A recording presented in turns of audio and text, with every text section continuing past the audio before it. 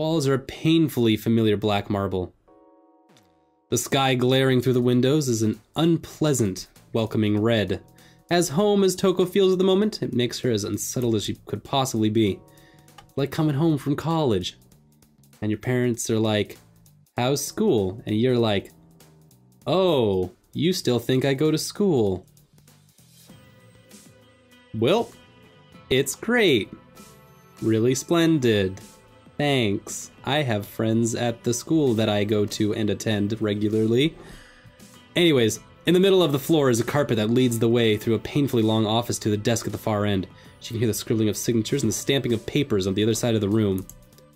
Nadia looks through the windows, staring at the strange red cityscape before her. It looks like a human city, yet warped into impossible architectures. Even to Toko, everything about it always seemed off. It's almost like they ripped off Labyrinth, the film, with David Bowie. Now, Toko, don't keep me waiting. That voice. It's annoyingly familiar. Toko runs towards the voice. Toko! You're suddenly a dean now? Suddenly? I've always been the dean of students. I can't very well step in the overworld anymore, so I had an elevator put in my office. Nadia bounces along after Toko, trying to catch up after she had run off. Nadia don't care. Nadia don't give a shit. Nadia is a strong, powerful woman who does not give a shit that she is in hell right now. Toko, don't run away like that, jeez. It was all you, wasn't it? That's right. Toko, don't ignore me. Toko takes a step back and looks at Nadia as she finally catches up. She becomes increasingly upset, her hand clinging to Epiphany and to the back of Nadia's sweater.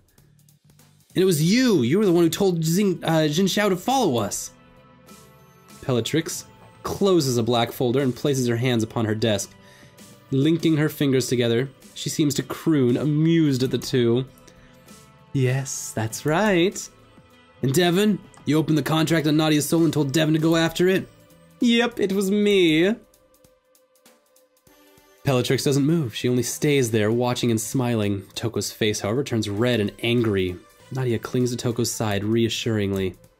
Toko, calm down. And you orchestrated that entire mess to make me come back here, didn't you? Why? Why did you do it? Bellatrix watches Nadia, then turns back to Toko. To awaken Epiphany, of course. Why do you think you've been given so many chances? Why do you think Limbo has kept your contract renewed year after year despite not ferrying any souls?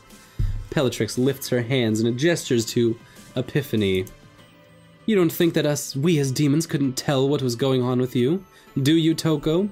It's incredibly unusual for such a situation to occur, for you to possess a complete human soul while the host continues living.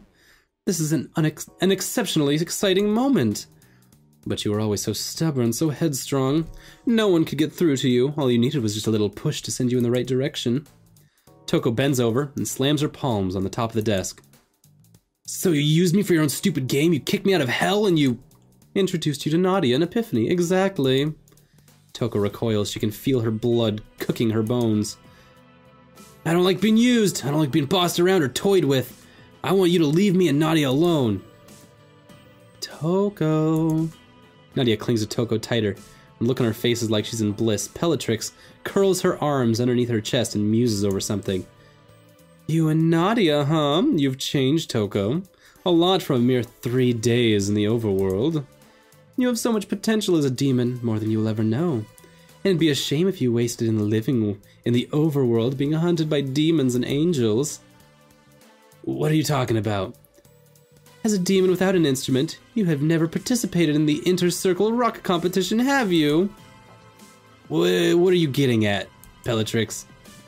I mean that now you have Epiphany. Bellatrix stands up and throws her hands into the air. You could participate in this year's Inter-Circle rock competition, Hell on Earth tour. Oh wow, that sounds like an amazing name. I wonder what kind of music demons like to listen to. I'm not interested. I'm gonna be a solo act. I'm gonna be like Beck, or Bellatrix is just like blanching at it like, no. I'm gonna be just like Radiohead, okay? You can't tell me what to do. But Toko, it might be fun. Exactly, it is fun, and for the last 200 years, Outer Circle has never won a trophy in the Inter-Circle rock competition. Wait, outer circle? Outer circle. Outer circle, Dis is separated in 9 tiers. 3 circles, 3 tiers. Outer circle's limbo, lust, and gluttony. Middle circle is wrath, envy, and greed. Inner circle is sloth, sorrow, and pride. You like, these, yeah, you know, your circles. These levels of hell. It should be no surprise to even a human that the inner city of Dis is where the strongest demons in hell reside. Inner circle is the strongest of the strong, who've held the inner circle rock competition title for the last 200 years. And just one band has held that title all 200 years running. Aaron Yes. Wait, who's Aaron Yes? Yeah! Featuring their #1 hit song, Lick My Love Pump, in D minor. Leopard Death. It's Death Leopard, yeah? We're all on the same page here? God. Aaron Yes. Trying to see if there's why is it Aaron Yes? It's a weird name. There's got to be some way to flip that word. It's a band from the inner circle. I've never seen them personally. They only hold concerts in inner circle. No one from middle circle or outer circle ever goes there. And you're going to beat them. You're crazy. Even if you cooked up the stupid scheme to awake Epiphany, there's no way I'll beat them. I don't know how or care to know how. But that's not true, Toko. You want to learn to play Epiphany properly, don't you? Toko furrows her brow a bit, trying hard to find a reason to deny it. Still, no way I'll be able to. I don't have a band. I don't have a manager. But that's not true. There's your manager. Bellatrix muses as she gestures to Nadia, and then adjusts her glasses with a devious grin. She lifts her arms up and elegantly claps her hands. And as for your band, it's 2016. You don't need a band. Here's a music sampler. It's just a bunch of buttons. It's just a big button interface. Have a computer. Have fun, kids. You too? Yeah. Nice. What the hell are you two doing here? I'm gonna be my own band. I wanna be the next Wilco. Xinxiao made me look like an idiot. And you tried to force me to take Nadia's soul. Give me one good reason for even thinking of helping you now. Gosh, I like Xinxiao's outfit. I like her demon form so much. This is so freaking cool. It's like baggy with the bones on the sides. Like, good combo. Hey, you're the bully from the park. We've not been formally introduced, have we? Little Miss here is Toko's older sister. I'm sure you're quite aware of that. But Sissy has something rather precious tucked away in her obstinate little heart. Someone with a brain lost in Wonderland like her would have never noticed Epiphany on her own. Besides, it's as Bellatrix said, you got to be reunited with your little girly friend, right? I was forbidden from telling you anything, or you would not have done this willingly. So this whole time, everyone knew about this but me. This really pisses me off. But hey, the band's together now. What a twist! Devin whips out a small handkerchief from her sleeve before dabbing away her non-existent tears, and then drops it into Davy's hands, who carefully folds it. You know I didn't relish having to beat up my precious little sister, but we have no other... Ooh, oh boy. We have no other options. Liar. I won't do it. This is another excuse for you two to pull a prank or to manipulate me. You're wrong, Toko. This was to realize your potential. Naturally, an instrument finds its owner from ferrying souls, but as a farrier, you are utterly hopeless. For whatever reason, you possess a rather strong bond that has created Epiphany. So without Xinxiao and Devin's help, we would never been able to draw out your instrument. Desperate situations, desperate measures. As Outer Circle, we need to send our strongest band to the Inner Circle rock competition, and you four are our best shot at winning the title. Epiphany is weak from her fight with Devin and years of neglect in the human world. She'll never be able to sustain herself, and neither will you. For your own personal gain, not for any sympathy for me or Nadia. Don't forget you kicked me out. You personally shredded my folder. What should I do? Why should I do anything for you? Or for Xinxiao, or for fucking Devin? Or for any horrid little speck of hell now? So, you found Epiphany, didn't you? You're with Nadia now, aren't you? I acted completely in your interests. Besides, if you succeed in winning the title for Outer Circle, Limbo will reinstate you as a demon farrier, and... Bellatrix pulls out a large and expansive contract and lays it out upon the desk before Toko. Nadia attempts to read it, but it's in some kind of strange demonic language. Nadia's contract will be closed forever and sealed. Her soul will not be taken to Limbo, and Nadia will be allowed to serve her penance for the sins she's committed while she's still alive. Wait, this means we won't have to be separated. Impossible. Hell will never allow this. The demon code is very clear about a farrier's duties. Bellatrix rocks side to side, a grin on her face. You forget, Toko, that I run Limbo, and I am the caretaker of farriers. Your situation with Nadia and Epiphany is extraordinary, and so requires extraordinary bending of the rules. You're not doing this for my sake or Nadia's, you're just doing this so Outer Circle will win. Yes, we're doing a deal with the devil! Obviously. Classic hell. So, isn't that what every demon strives for? To win? Toko, I think we should do this. I think it might actually be fun. Jesus, Nadia. Jesus. She's just gonna dive in. She's just fun and games all the time, Nadia. You've never been to hell, Nadia. It's not a place for humans. So? You're not very demon-like yourself anymore. Nadia tugs on Toko's arm insistently, forces her hand into Toko's palm. I think I've had enough of being led around. If this is gonna happen, we should have it happen on our terms. Remember what we talked about? The only alternative would be for us to separate again. Toko looks at Nadia hesitantly and squeezes back. Then, in a self-reaffirming way, she grabs onto Epiphany's strap. Thinking about their conversation last night, Epiphany seems to hum back at her. Fine, I'm gonna go, but not for any of you, not for you stupid titles. I'll go for Nadia for Epiphany, okay? And I get to choose the band's name. So it's not a dumb one like Aaron, yes. Got a name yet? Of course not, I didn't know there was gonna be a band until 5 minutes ago.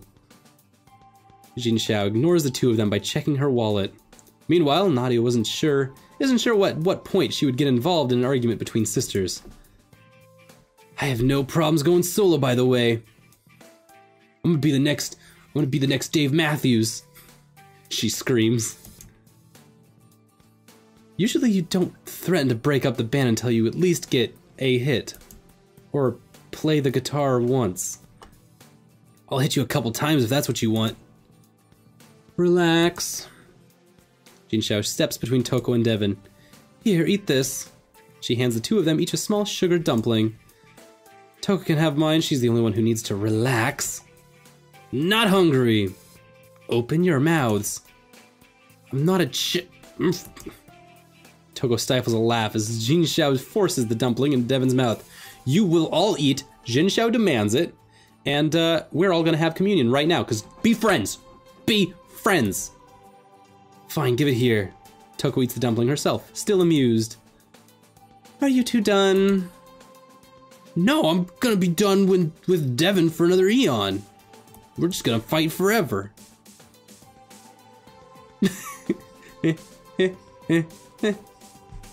Okay. I'm glad my little sister is so interested in me. Did you forget what happened yesterday? Oh, you're still mad about the fake kidnapping thing. I have to interject here. It wasn't fake to me. Exactly, and that was just yesterday. What about the rest of our lives, huh? Think I'm gonna forget that just because I got tricked into joining a band? Yes! Okay, you're dead. Toko finds herself gagged by another dumpling. Half sugary sweets. I never knew anyone would get so worked up over nothing quite as spectacularly as you, Toko. Now, as we are bandmates, we should act like colleagues, right? Let's agree not to fight until we're done with hell on Earth. I think we need more than an agreement not to fight. Oh, tomorrow I'm going to a concert. I got my friend to get me extra ticket for Toko. I can get some for the two of you as well. Look at that, that's a band photo right there. Cha-ching! All formed together. Concert for who? Nami Tenshi Tenshi? That sounds more fun than you realize, Nadia. I'm interested. Jin Xiao, we do some family bonding through the power of pop music. As long as I can get to the refreshment stands in time. Alright, I'll call Steph and get this set up. Meet me and Toko tomorrow.